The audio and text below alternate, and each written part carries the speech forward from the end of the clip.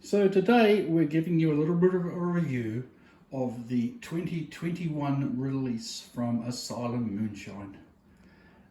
This year I dialed the alcohol back a little bit because last year my friends decided that the 40% alcohol was a little bit too much.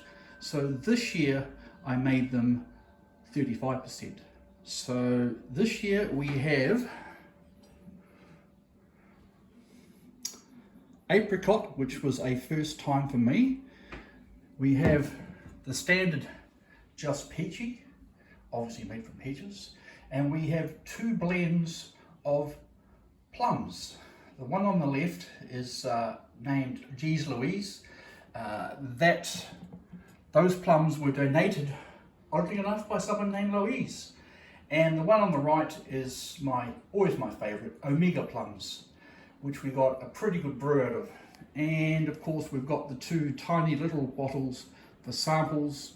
It wasn't enough to fill a big bottle, so I filled these up just to hand out to people who might deserve a little treat. So that's the 2021 brew. Now I'll take you to last year's brew. Very similar looking. The peachy, obviously, is developing very nicely in the bottle.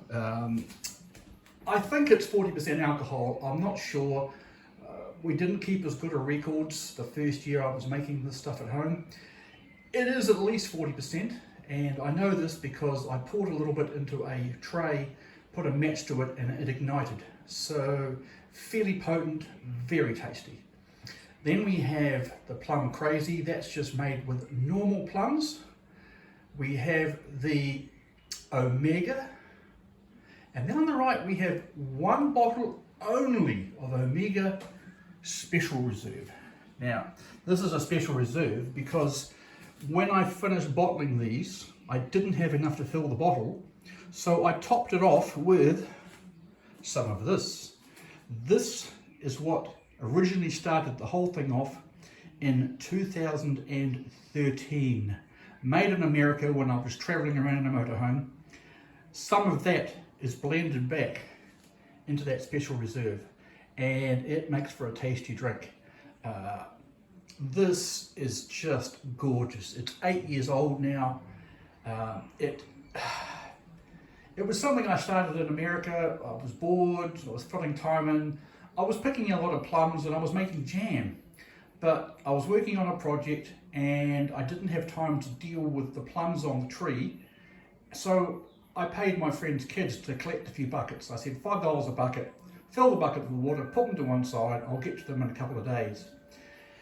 When those couple of days were up and I went to open the buckets, they were frothing and bubbling. And I stopped and I thought, that's interesting. What could I make out of that? And this was the result. I also made some plum champagne at the time. There was none of that left. It was a very nice drink, but the stuff was lethal in two different ways. First of all, it was high in alcohol and you could get quite drunk on it quite quickly. And second, because it was secondary bottle fermented, it had so much pressure in the bottles that if you weren't careful, you could lose half the bottle when you opened it. Quite often on the ceiling of your room. And in fact, I have one friend who still has a stain on their ceiling. So that's the entire lineup. You may be asking, why Asylum Moonshine? It came out of a bit of a joke when I first published pictures of this brew, and I posted on Facebook that it had been produced by the inmates of a subterranean insane asylum, and it kind of stuck. So I stuck with it because, I mean, you got to be a little bit nuts to spend the amount of time you need to make this stuff. So that's the last couple of years of vintages. If I get enough interest, I may start posting videos on how I make this stuff.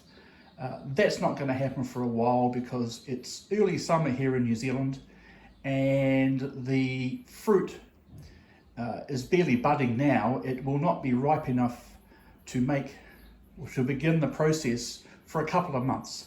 So keep your eyes out. If people are interested, I'll start posting how I actually put this stuff together. It's very nice drinking, takes a lot of time, it's well worth the effort, and basically I give it away to people as presents. So hey, enjoy. And Roman, and you know who you are, if I happen to win that competition, I'll be sending you a bottle of this stuff.